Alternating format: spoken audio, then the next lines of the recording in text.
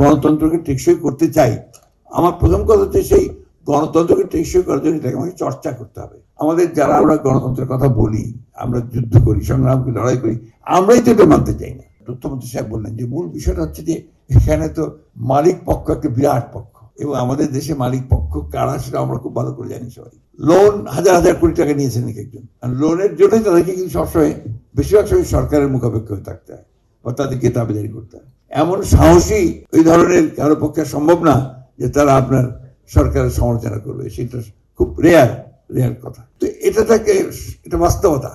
এখানে যারা আপনারা আছেন চেষ্টা করেন আপনারা সবসময় যে সত্য কথাটা বলবেন, সত্য কথাটা লিখবেন, কিন্তু সবসময় তো আপনারা পারবেন না। আমি এখন জানি এখন তো সরকার যেটা আমাদের তথ্যমন্ত্রী সাহেব বলেন যে সরকারের কোনো চাপ নেই। তথ্যমন্ত্রী সাহেব নিশ্চয়ই আপনাদের কোথাও ফোন করে একদিনও বলেননি যে এটা কেন লিখলেন বা এটা লিখলেন না কেন বা দিলেন কেন। তখন তো আপনারা একদিন বলেছেন যে আমরা নিজেরাই ঠিক করে নিই যে এটা লেখা উচিত হবে কি উচিত হবে না।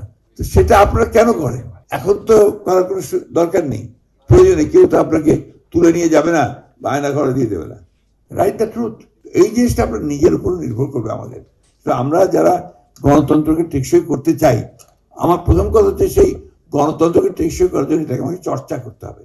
আমরা যারা গণতন্ত্রের জন্য কাজ করছি, গণতন্ত্রের জন্য লড়াই করছি, সংগ্রাম করছি, 3 মাস 4 মাস গেল না আমরা এখন রাস্তায় নেমে গেছি। রাস্তায় নেমে আমরা বলছি যে সরকার ব্যর্থ, এই মুহূর্তে পদত্যাগ করতে হবে। আমরা বলছি যে 5 বছর যেতে দেবো না, একদম ফ্যাসিস্ট ভাষায়, আওয়ামী লীগের ভাষায় কথা বলা হচ্ছে, হাসিনার ভাষায়, যে 5 বছর যেতে দেবো না, আগেই শেষ করে দেবো। এই ভাষাগুলো তো গণতন্ত্রের ভাষা না। আপনি পার্লামেন্টে আসেন, পার্লামেন্টের কথাগুলো বলা হয়েছে পার্লামেন্টের কথা।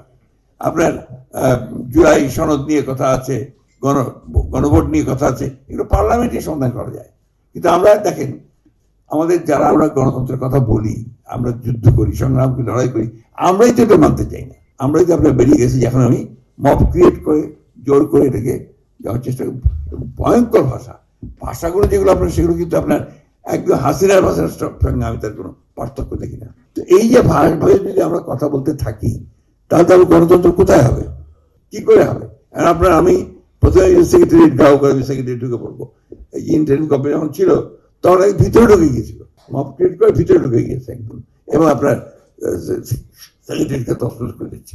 গতদিন আপনার প্রেসিডেন্টের একটা অনুষ্ঠান ছিল, প্রধানমন্ত্রী ছিলেন, একটা রাষ্ট্রের একটা অনুষ্ঠান, সেইখানে একটা বিশ্রী একটা ভুল হতে পারে, ভুল তো থাকতে পারে, বিষয়টা নিয়ে কথা বলা যেতে পারে, কিন্তু তার জন্য একটা বিশ্রী একটা অবস্থা তৈরি করে in presence of the diplomats যে অবস্থা তৈরি করা হলো, এটা কখনোই আপনার গণতন্ত্রের জন্য উপযোগী নয়। এটা গণতন্ত্র হতে পারে না এইভাবে।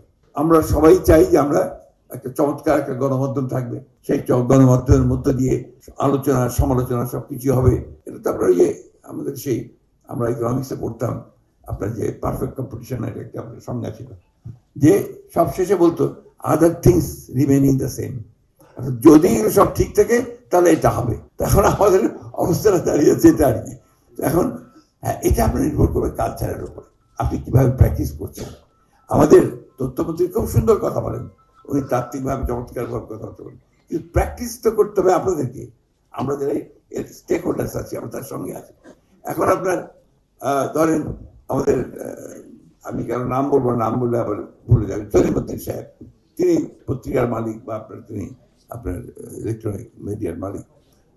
তিনি চাইলেন যে এটাকে এইভাবে রাখুন, ওই আপনার রিপোর্টারের বা ওই সাংবাদিকের তো সেই ক্ষমতা নেই যে সে বাইরে যাবে, গেলে তার চাকরিতে চলে যাবে।